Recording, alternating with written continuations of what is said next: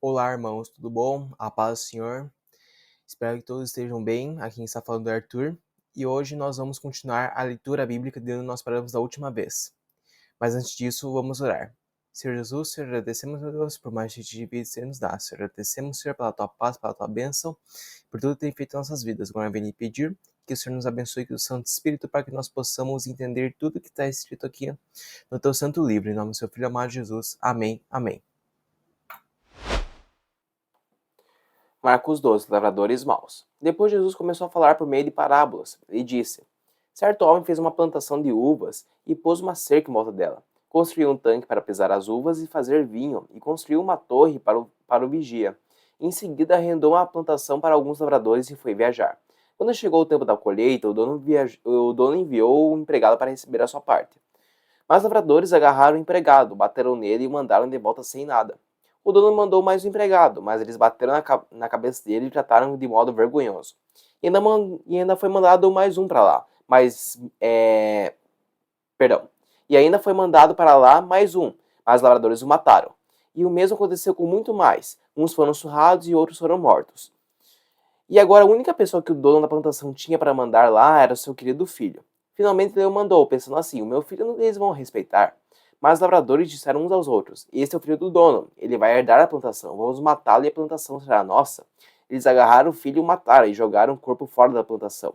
Aí Jesus perguntou: E agora, o que o dono da plantação vai fazer? Ele virá, matará aqueles homens e entregará a plantação a outros lavradores. Vocês não leram que as escrituras sagradas dizem: A pedra que os construtores rejeitaram veio a ser a mais importante de todas, e isso foi feito, Senhor, e é uma coisa maravilhosa.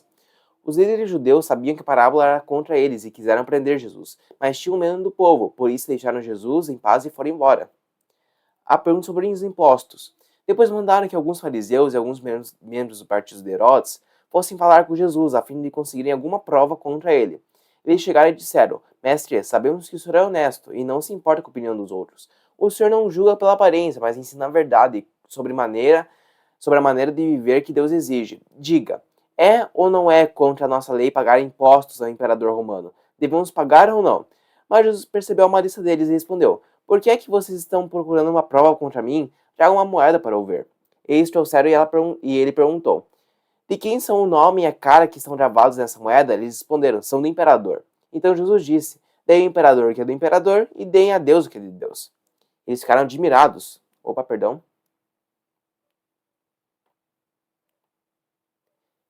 Eles ficaram admirados com Jesus. A pergunta sobre a ressurreição. Alguns saduceus, os quais afirmam que ninguém ressuscita, chegaram perto de Jesus e disseram: Mestre, Moisés escreveu para nós a seguinte lei: se um homem morrer e deixar a esposa sem filhos, o irmão dele deve casar com a viúva, para terem filhos que serão considerados filhos do irmão que morreu. Acontece que havia 7 irmãos. O mais velho casou e morreu sem deixar filhos. O segundo casou com a viúva e morreu sem deixar filhos também. Aconteceu a mesma coisa com o terceiro. Afinal, 7 irmãos casaram com a mesma mulher e morreram sem deixar filhos. Depois de todos eles, a mulher também morreu. Portanto, no dia da ressurreição, que eles não queriam que havia ressurreição, não era para pegar Jesus mesmo, quando todos os mortos se tornarem a viver, de qual dos 7 a mulher vai ser esposa, pois todos casaram com ela? Jesus respondeu: Como vocês estão errados, não conhecendo nem as escrituras sagradas, nem o poder de Deus. Pois quando os mortos ressuscitarem, serão como os anjos do céu, e ninguém casará. Vocês nunca leram no livro de Moisés o que está escrito sobre a ressurreição? Quando fala do espinheiro que estava em fogo, que está escrito que Deus disse a Moisés: Eu sou o Deus de Abraão, Deus de Isaac e o Deus de Jacó.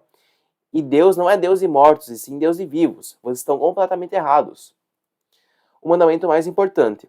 O mestre da lei que estava ali ouviu a discussão, viu que Jesus tinha dado uma boa resposta e por isso perguntou: Qual é o mais importante em todos os mandamentos da lei? Jesus respondeu: É este, escute, povo de Israel, o Senhor nosso Deus é o único Senhor. Ame o Senhor seu Deus com todo o coração, com toda a alma e com toda a mente e com todas as forças. E o segundo mais importante é este: ame os outros como você ama você mesmo. Não existe outro mandamento mais importante que esses dois. Então o mestre da lei disse a Jesus: Muito bem, mestre, o senhor disse a verdade. Ele é o único Deus e não existe outro além dele. Devemos amar a Deus com todo o nosso coração, com toda a nossa mente e com todas as nossas forças. E também devemos amar uns aos outros como amamos a nós mesmos, pois é melhor obedecer a esses 2 mandamentos do que trazer animais para serem sacrificados, queimados no altar e oferecer outros sacrifícios a Deus. Jesus viu que o mestre da lei tinha respondido com sabedoria e disse: Você não está longe do reino de Deus. Depois disso, ninguém tinha coragem de fazer mais perguntas a Jesus. A pergunta sobre o Messias. Quando Jesus estava ensinando no pátio do templo, perguntou: Como podem os mestres da lei ensinar que o Messias é descendente de Davi? Pois Davi, inspirado pelo Espírito Santo, escreveu: O Senhor disse ao meu Senhor: Sente-se ao meu lado direito, até que eu ponha os seus inimigos debaixo de seus pés. O próprio Davi chama o Messias de Senhor. Portanto, como é que o Messias pode ser descendente de Davi? Jesus, o mestre da lei. Uma certa multidão escutava com prazer o que Jesus ensinava. Ele dizia ao povo: Cuidado com o mestre da lei. Eles gostam de andar para lá e para cá, usando capas compridas e, perdão, gostam de ser cumprimentados com respeito nas praças. Preferem os lugares de honra nas sinagogas e os melhores lugares dos banquetes. Exploram as viúvas e roubam seus bens. E para disfarçarem, fazem as orações cumpridas. Portanto, o castigo que eles vão sofrer será pior ainda. A oferta da viúva pobre. Jesus estava no pátio do templo, sentado perto da caixa de ofertas, olhando com atenção as pessoas que punham dinheiro ali. Muitos ricos davam muito dinheiro. Então chegou uma viúva pobre e pôs na caixa 2 moedinhas de pouco valor.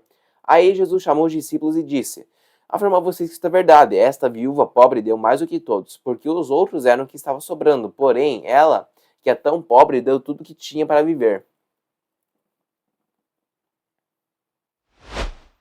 Então essa foi a leitura de hoje. Espero que todos tenham gostado. Qualquer dúvida, agora os comentários estão abertos. Pode deixar ali no comentário do YouTube mesmo, ou mandar no e-mail, tanto faz.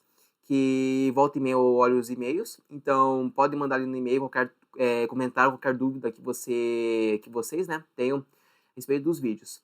Para encerrar, vamos orar. Senhor Jesus, Senhor, agradecemos, meu Deus, por mais de vida que você nos dá. Senhor, agradecemos, Senhor, pela tua paz, pela tua bênção na nossa vida, meu Deus. Agora vem me pedir, Senhor, que nos abençoe com tua santa paz e tua santa bênção, Senhor. E nos continue nos guardando, Senhor, com teu santo sangue, Senhor. Em nome do seu Filho amado Jesus. Amém.